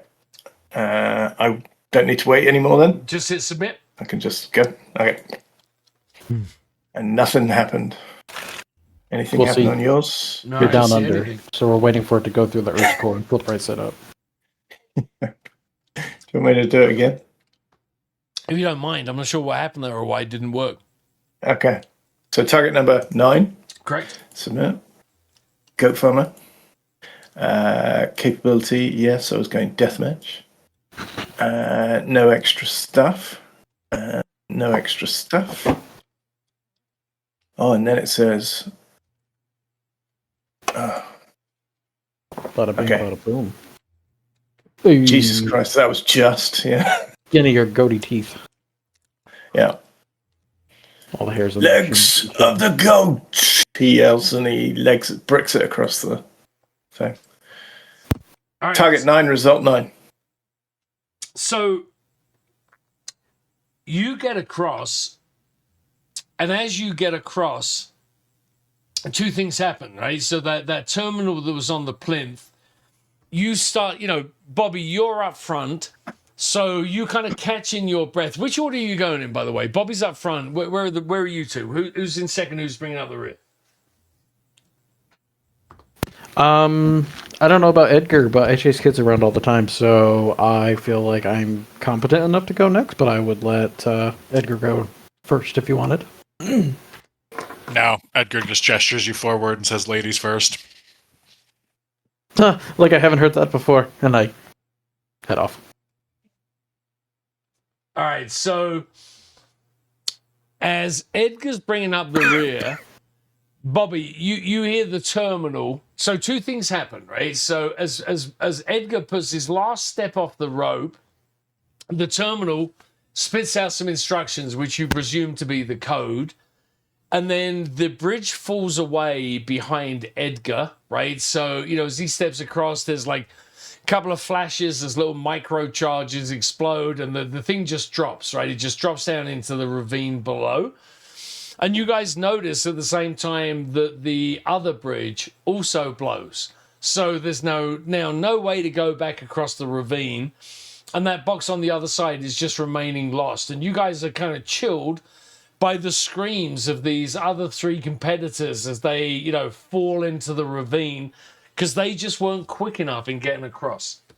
So why don't you all, excuse me, starting with Edgar and then Candice and then Bobby, do your talking heads. Like fill me in on how you ran across and how you felt and yada, yada, yada, all the rest of it. Explain this to the audience at home. Bobby will grab the camera and then point it down to the lower part of his body, and he will show off his legs with a big grandiose gesture. He goes, "Legs of the goat," and that's all he's going to do. Cut. Enough said. Legs of the goat. Let me make a note of this. I think this is going to come back. Okay. Yeah, I feel like this is catchphrase city. Well, it's a TV show. You're meant to be getting followers, and you're going to get them in a second for doing this. So, Edgar, give us your talking head, or give us the slow motion description of how you make it across, and you can be describing your actions. It doesn't have to be you doing a talking head, but just narrate us through your version of events of how you got across here safely. Yeah, Edgar just kind of goes, yeah. As soon as we stepped on the bridge, I don't even know what happened. The two in front of me started moving, and the entire time I was just thinking, distract the other team. And I was just trying to come up with the best your mama joke, and then all of a sudden we were on the other side, and I didn't need it. Beautiful. Bring it home, Candice. What was your stay-at-home mother or father perspective on all of this? My apologies. Oh man, I don't know if Edgar could tell, but I mean, like, I was scared shitless. I didn't know what to do.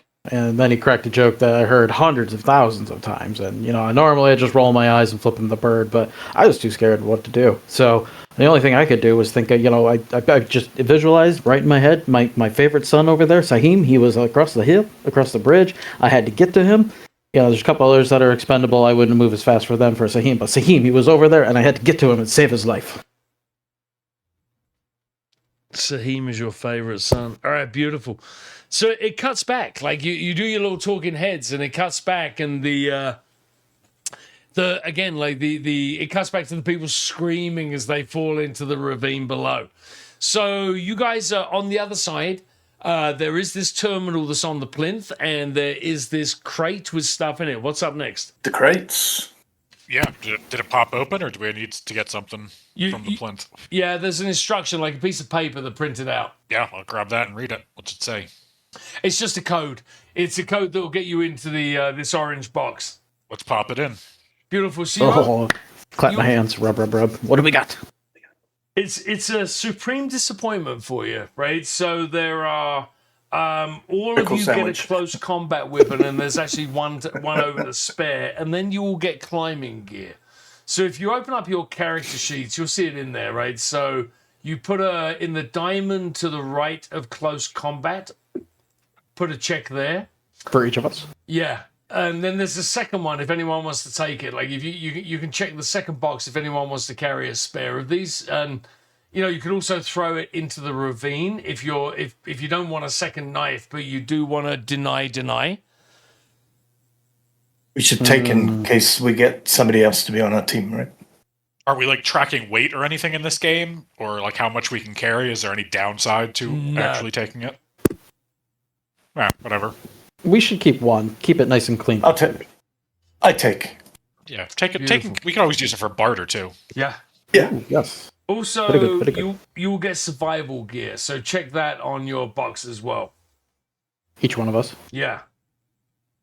Well, I don't know. This doesn't seem very underwhelming. I mean, yeah, compared to a shotgun, yes, it's very underwhelming. But if we're going to be avoiding people, this is actually preferable. Well, So wait, we got survival gear or we got climbing gear because they're separate things on. Oh, the you sheet. did say climbing gear. Different Climbing things, gear. yeah.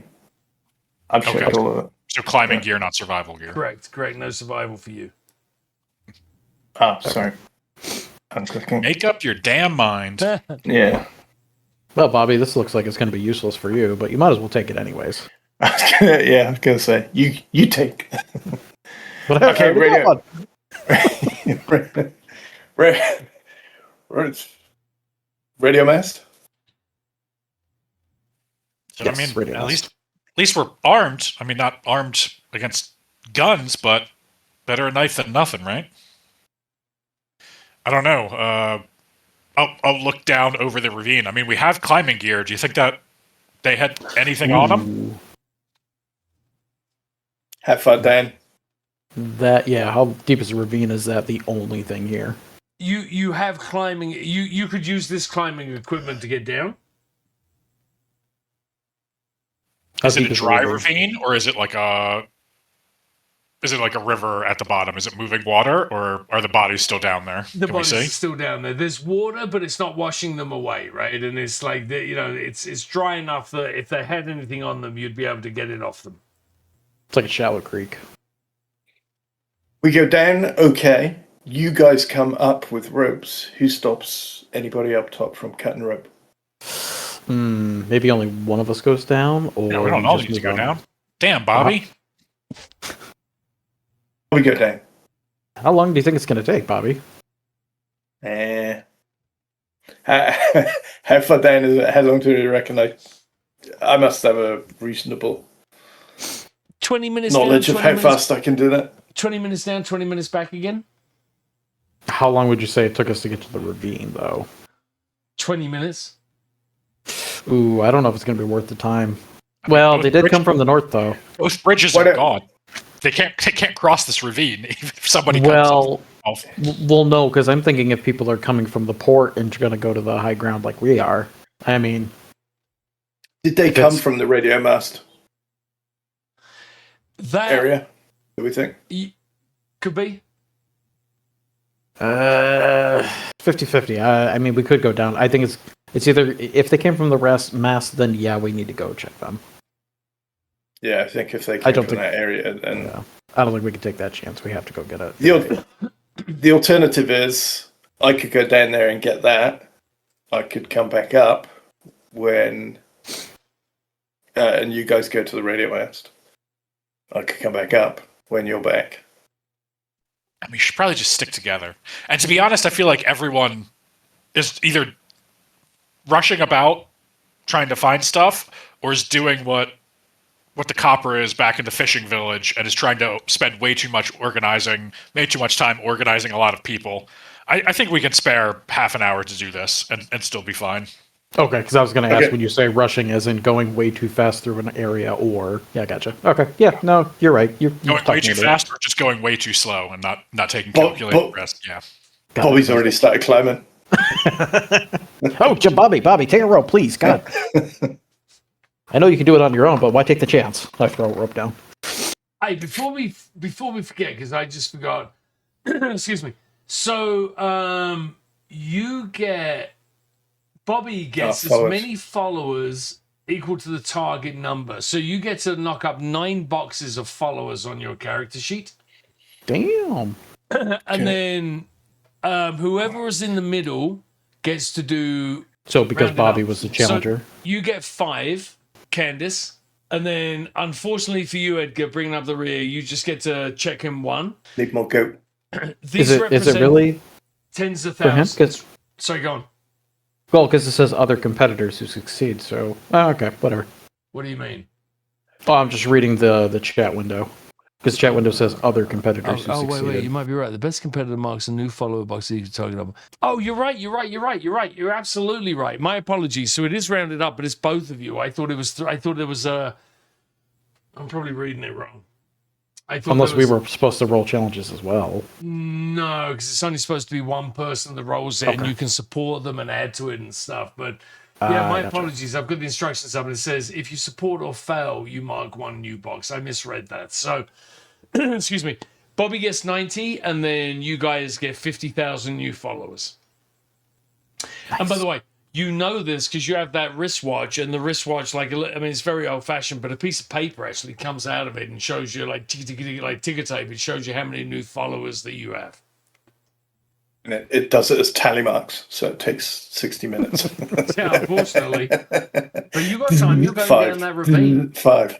This might be enough paper to wipe my ass later. Yeah. Meanwhile, it's generating paper because I'm not sure how it's hiding all that paper in my watch. Don't ask, don't tell. Okay, yeah, I'm bolting fast as I can down the bottom to get to collect paper straight from the gods. And what is it that you're looking for? Well, whatever goodies they've got on their bodies, because they came from the north, right? We're assuming they would have taken any boxes that they found on the way. Let's have you. All right, so this is going to be another challenge. Scavenging, basically. Yeah. Hold on. So roll 1d6. And I'll bring some. Is there any water down the bottom? There is, yeah. Like a trickle, like a ravine, rather like a little creek rather than a flowing river. That's water, right? Yeah. Which would be useful. So. All right. So don't forget to check their shoes. You'd be amazed at what children leave in their shoes. Target number for you. I don't even know where we're going. That sounded Swedish at that point. All right. So target number is 9. Again, this is another challenge beast for you. Yeah. Target's 9 again. Correct. Yeah, okay. Goat farmer. I didn't, or I did get fatigue from the last one. You didn't. You only get it if you fail. If you fail. I'm going down there full bore, I think, because I'm going down and back up as quick as possible so that we can bolt north afterwards. So.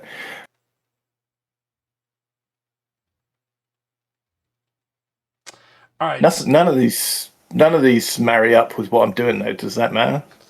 What, in terms of a challenge? Yeah. Yes. It's Redacted or Deathmatch would be the... It's challenge based. Challenge beast, yeah. Strength and agility. Yeah, but I'm already doing that.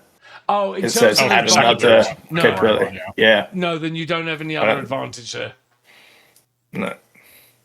Oh yeah, because that would actually be none.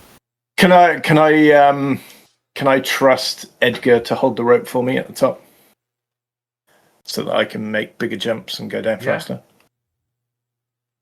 Edgar, grab the rope, please. I'd ask Candace, but... And this would also make sense because you're a social beast. So support.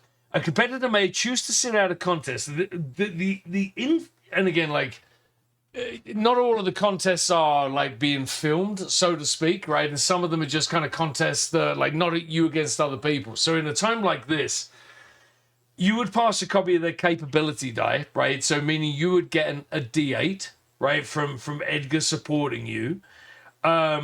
You get 1 trust with the character they're supporting, right? Meaning Edgar gets 1 trust with you on the character sheet, and they also mark a new follower box. But it means that Edgar wouldn't get, like, when you get to the bottom and get to the top again, you're going to get another 90,000 followers. Edgar won't get those followers because he's now in a support role. Does that make sense? But it makes it better for you because you now get a D8 to roll. Right, so in the other dice advantage trust, I get 1d8? Correct. Or 1d6? Correct, 1d8. 1d8. Because it's usually a social game to coach you. Cool. I've got spend acquisitions. You don't have given any I've got unfortunately. Oh, actually, you climbing do. rope? You do. No? you've got the climbing rope. Well, you couldn't. Actually, why not? Like, why wouldn't you? Yeah, you can sacrifice that. You just have to, like, it breaks on the way back up. Okay. Is that if he fails, or just the fact that he's using it? Just the fact that he's using it. Okay. Because it's now gone from his character And what sheet. Gotcha. 1d. That would be D6. Is it 1d6?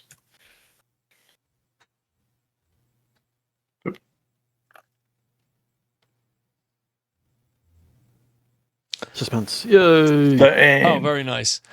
So you get to add another 90,000 followers. Candace gets 50,000 because you were doing some kind of cheerleading, I'm guessing. And then despite the fact that Edgar was actually instrumental to this, Edgar only gets one box. He only gets 10,000. Sorry, okay. And you said I add another trust for Bobby, so I'm up to Correct. 3 with him? Correct. Oh, Bobby, you spent one with Edgar to get him to support you. Yeah, I think he did that a while back. And we all know that, No, I did that. Trust in our friends is the real treasure that we're earning here on Deathmatch Island. As You you're giving him that lose pep talk, 5 Edgar, followers for saying soppy crap like that. you could easily lose them. So 5 people turn up. it starts to get a little bit hairy, right? Because as he's coming up the ravine, even though there's no way for him to get across or for them to get across, you start to see what you assume is that group coming from the fishing village towards you. So as you look behind you, again, you're on the other side, Bobby's coming up, but it's getting kind of hairy because they're coming towards you. They're not running or anything, but, they do have guns as a reminder. So, it is one of those, like, hairy, exciting moments as you get Bobby up. So, Edgar, you're the one that kind of got screwed over. So as the production assistant, I'm going to you and you alone for a talking head here, right? So why don't you describe how you come up, like how you get Bobby up, how you don't get any followers, and how you see this mob coming towards you?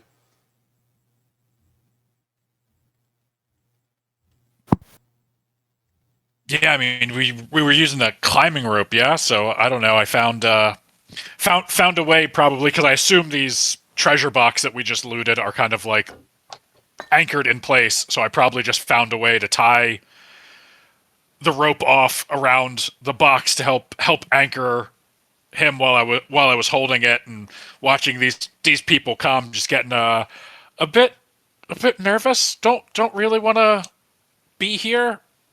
I mean, I guess we're gonna have to talk to him at some point, but rather just be fucking gone.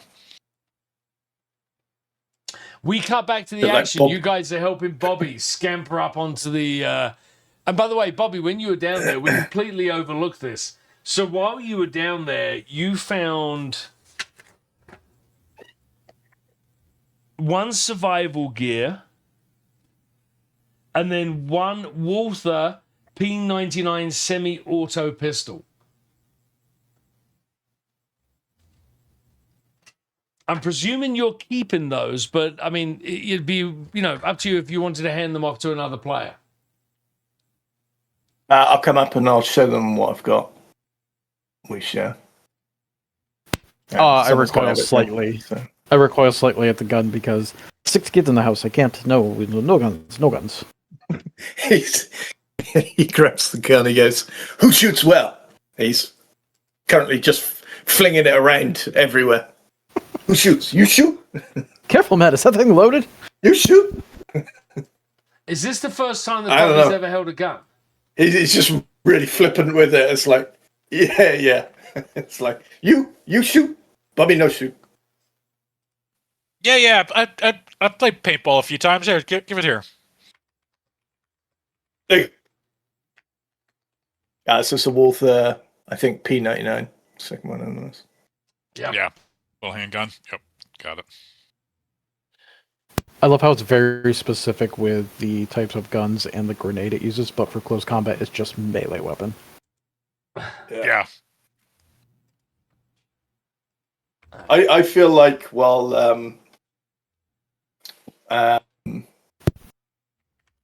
Edgar was doing his go-to, I'd have been in the background going, "Didn't need the rope. just climbed on my own in the background.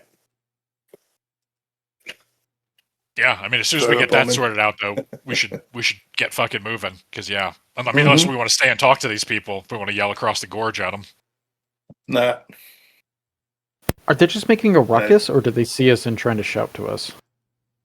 Right now, the closer they get, the more they kind of like, they're starting to recognize that you're there. And as they get a little bit closer, the guy with the megaphone is in there and he's like, hey, you stop, you guys over there. What are you doing? Stop right there. So, but they can't get across the ravine, right? I mean, one your rope blew behind Edgar as he got across, and the rope blew for the other team and killed them all.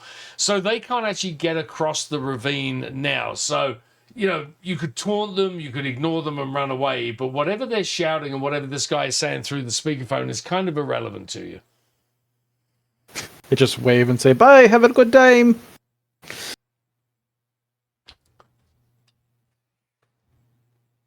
We'll hightail it north. Perfect. All right, so heading to the radio mast? Yeah. I think so. Yeah.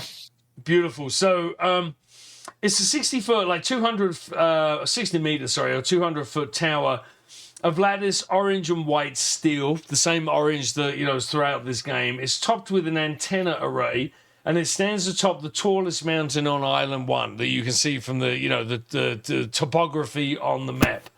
So, your first impressions, the grey sky is vast and bright above you. A gale wind is tugging at your clothes and hair. The majesty of the island is sprawling out below you. You're, winded as you get to the top here. And the mast is towering above, is humming slightly. What do you do? What are you guys doing? Or how are you approaching it? Or what is it that you think you see as you're heading there? The mast is humming? Yeah. Like the sound of electric, like when you're going past a transformer? Correct. Is there a building, or is it just a radio tower? It's just a radio tower. It's just a mast, in fact. Well, shit. It's a tower of latticed orange and white steel, tapped with an antenna array. So it really is just a mast. Can't see any boxes or crates or anything. Anything at the top? No, but there are, at the bottom there are some crates for sure. Okay. Hustle, open. Yeah. So as you get towards it, Does it look like they're opened already? you'll have to get close enough to them to see that entirely or to see it accurately, right? So you get over there, and it's not like the other one exactly, right? There are these crates for you to get into, but it's there's more like a padlock on them. It's not the same kind of like key card code that there was before that you have to break in. So it feels like these are out in the open. You're just going to have to figure out how to open them yourself. Did you say padlocked? Yeah. Our climbing gear has a grapple, right? Can we use the end of the grapple that's nice metal to pry it open? Yeah. Take a look around to see if we can find a key. Knowing this place will have challenges, maybe this is just find the key hidden challenge. I was thinking about climbing the lattice at least a little bit to see if there's any other advantage to looking about. Can we lob a rope up into the tower? Is it a wire-framed one? Yes, correct. How about we tie up the box? Drop it. Geronimo. Yeah. Lift it up there, drop it, instead of trying to waste time trying to find it. Yeah. How sturdy are the crates? Say that again. How sturdy are the crates? They're pretty sturdy, but I mean, this will work, right? So, you could get up there. You've got, you could pretend it's just a goat up there and chase it up the hill, right? So you'd be able to climb up there and use some kind of like leverage or use the ropes to pulley this up there. And it is just a wooden crate this time, right? It's a reinforced wood, right? I mean, it's like you couldn't just, kick it and break it open. Yeah. But it's you'd be able to drop it from like, 10, 15, 20 foot and it'd crack open. Yeah. Let's make some omelets. So, as you get it halfway up, you also see, or as climbing up there, Bobby, and I'm presuming you're the one doing it because you are the challenge beast. Yeah. You also see a couple of crates up there, right? So more like bags, right? Smaller crates. So you see 3 in total.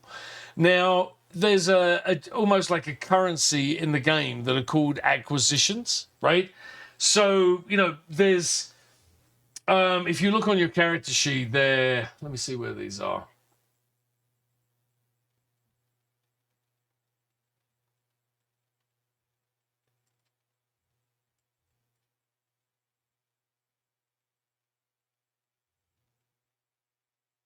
Those are redacted ones. Yeah, I'm going to come back to this. For now, I want all of you to check one of the advantages boxes underneath where the acquisitions redacted are. I want to see exactly. I'm evidently missing something here. Mark 2 boxes there. I'll come back and fix this between sessions. But you can use those. Just made a moment. Say that again. Sorry, just mark 2 advantages.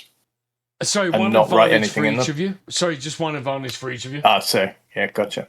Yeah, I will figure that out. But these can be used in a contest, right? So you can erase a mark on an acquisition to roll a bonus D4. So we'll cross that bridge when we come back to it. But I'll remind you, you have the opportunity. I'm just not sure where that goes on your character sheet. Yep. All right. So You said just one. this thing lands and it smashes. Yeah. Okay. I'm sorry. Say that again. I was just making sure it was one each. Okay. So this thing lands and smashes. Inside is another Walther P99 semi-automatic pistol, plus 1 Remington M870 shotgun, plus 1 more climbing gear. So, how do you want to? I replaced my climbing gear. Yeah. I replaced the climbing gear because mine was broken, right? Perfect. Yeah, you gave it in as used that as an advantage. Yep. I mean, we've got enough for everybody to have a firearm now, so who wants the shotgun, who wants a pistol? You take a shotgun and a pistol and probably try and stop Bobby from doing the cowboy twizzle with a loaded weapon on his finger. This is going to turn into Edgar. Good cowboy! Good cowboy! Edgar carrying everything, looking like fucking Rambo, and everybody else walking around with knives, being like, no gun, too dangerous. You are the office assistant from hell with all those guns. You teach Bobby shooting.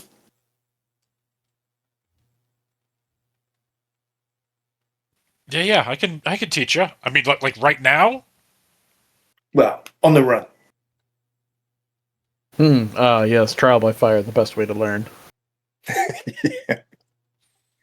While we travel, how big is this industrial port? We can see down there, right? Because we're in the tallest part of the island. Yeah, it's a very good size. And you can see some movement down there below. There might be a couple of people in there, and you can certainly see a few orange crates that are dotted around. You just can't see whether or not they've been opened. Okay. Yes. Use guns. Get crates. Let's go. Speaking of if it doesn't shoot.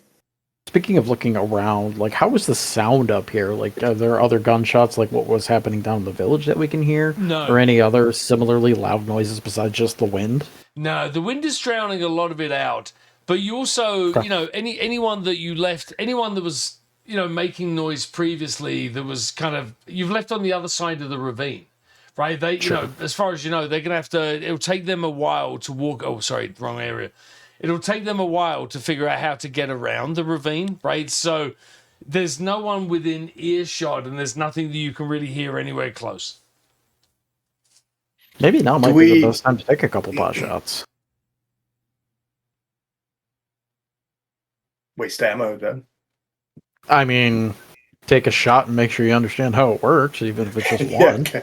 Yeah, you teach Bobby. I couldn't tell you the first thing about this.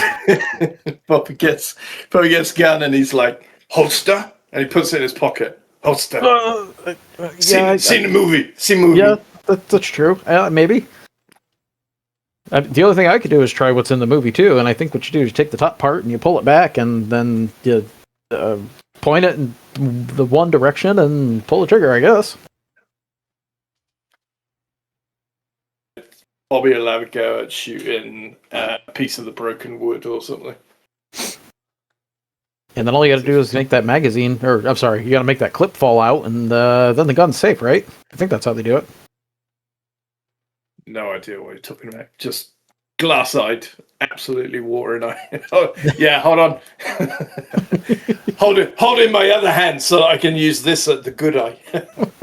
Bobby, Not so good with the eye patch eye. This is how we dispose of your cows when we're completely done with them, buddy. All right, so are you Cows guys? no good. Goats. I'm sorry, Matt. Say that again. I said cows no good. Goats. Bobby will say maybe we should just make it look like we're going to the Whitewater if we're going to the industrial park. How do you suggest we do that? Yeah, just put some tracks to the Whitewater, but then backtrack our tracks a few, and then bolt to the industrial park. If I have any skills like that, I assume I Like the sand people have some walking sort in of a line. tracking. Yeah. I mean, even if they do get around the ravine, I have a feeling a group that big is probably going to be heading for the industrial port anyway, not towards whatever is Should we down the other way. Just scavenge more supplies. Yeah, that guy's going to maybe. want as many guns with his people as he can get, right? Yeah. Maybe. How many boxes can we see like in the open in the industrial port? For the sake of argument, 6. And they're scattered around in different places. And again, you're coming down from a good vantage point, so you can see these 6 boxes because they're so orange and they stand out. Does the Okay, house yeah. look like it's a mansion? We go hightailing it. Yeah. You want to hightail it to the port? I think it's a so. risk. I mean, we could do it if we, hit it fast and get out. There's people already there. I mean, who knows how much time they spent down there? I guess they're coming into the port. Yeah, we don't have binoculars or anything around. Survival gear. What's in that? Like a 10 and Just stuff for so on, overnight. like nothing combat useful. Oh yeah, because there's recon gear above it that says walkie-talkies and stuff. Yeah. Okay.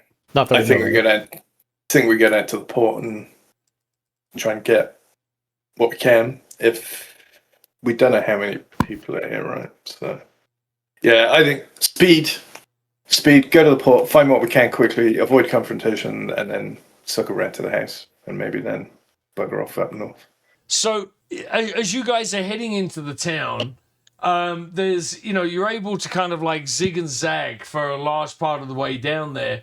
But ultimately, it gets to kind of like there's just one road kind of like heading in and one road heading out, right? And, it's not like you're being railroaded in there, but like, you kind of get from the side of the road and or from the bushes in the mountain.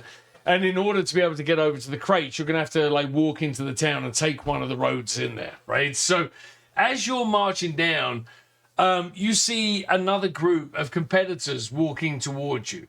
So there's also 3 of them. They're all in the same outfits, different colors, but like, just like you, they've, obviously a team because of the color and the cut of their outfits.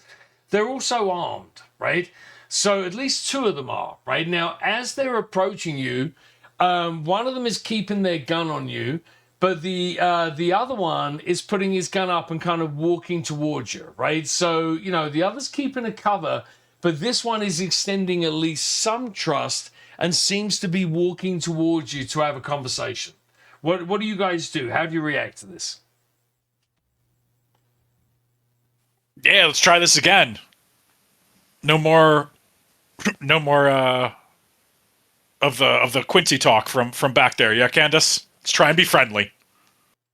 Oh, very friendly. In an Indian accent, impersonating a Chinese accent from Jackie Chan. We want no trouble.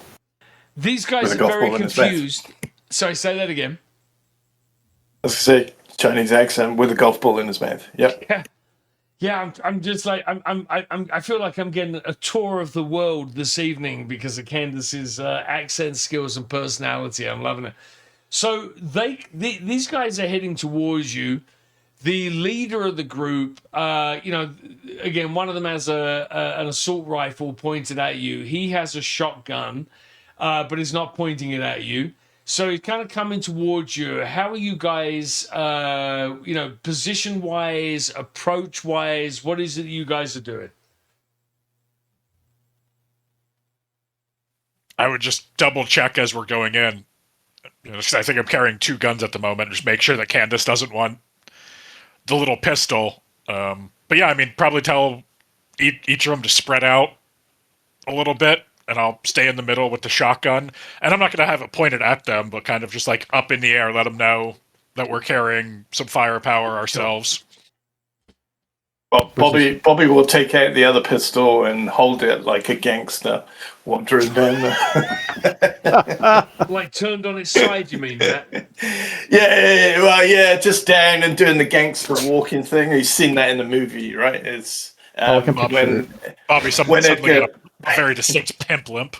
Oh my god. Yeah, I feel like exactly. in the course of this session, Bobby became Afghanistani. I'm not entirely sure, but I feel he went from being from the hills of Appalachia, and now he's like he's from the canyons of Afghanistan with that accent that Matt's been pulling up and just talking about goats. So, the guy Discord, coming that's what I picture. Say that again. And Discord, that's all I can picture. I'm with you. So the guy's coming towards you. The kind of the lead of these, again, he's got his gun up very non-threateningly, and he comes towards you and he says he's not really sure because it feels like, if I understood Tim correctly, you 3 split up or spread out. Is that fair? Just spread out, yeah. We're not real far, but we want like 6-7 feet between us, just so we're not easy targets. Sure. So this guy says. He introduced himself. He says his name is Beckett.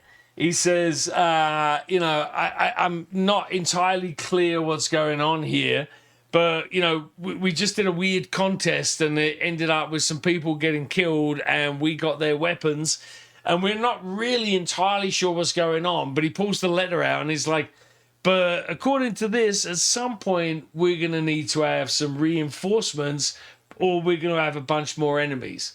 So he kind of puts the letter back in his pocket and he doesn't point his gun at anyone, but he kind of pulls, he's had it pointed up. He comes down, it's now supported in both his arms. So it's not threatening, but it's a little bit less peaceful than it was before. So, he stated his position of he just did a challenge. Some people died. They got their guns. Doesn't know what the fuck is going on. But it looks like it's either going to be kill or be killed at some point soon. Before we describe how you guys interact with him, let's all do a quick talking head. And let's start with you, Bobby. Bobby, how are you feeling about this and your whole interaction and these guys appear in front of you? Let's get your talking head on your take on the situation. We came into the big city and lots of, people with guns. We acted cool. We faced them down, no problems whatsoever. We aligned with them, got them on our side, and Bob's your uncle. It was just a done deal from the moment Edgar started talking. He's got a way with words, surely. I love this element of the game. Camera fades to black or cuts directly over to Candace. Candace, what's your take on the situation? Man, I don't know what's gotten into Bobby. He's turning in quite the wild card. I can't predict what he's going to do next. I mean, he's just all over the place. But you know what? I'd rather have a wild card than a liability like Quincy at my side. Because at least the wild card's going to be doing something rather than nothing. Oh, I love it. You're such a bitch. All right, we close this out. It cuts to Edgar. Edgar, what's your take on this situation? It's at this point, I think we really need to start thinking tactically.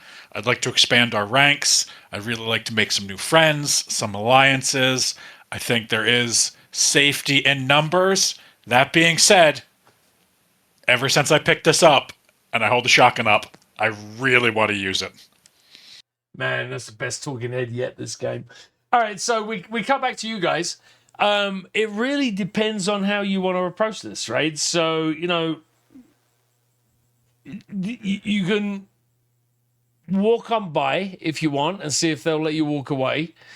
You could try and recruit them to your cause and see if you can make allies so that when it goes to the Death Royale, at least maybe there's now 6 of you rather than 3 of you, which is what Quincy's group did earlier. You could also fight it out with them here and now and see whether or not you could take their weapons. So it's really kind of up to you. By the way, I forgot, this guy also had a...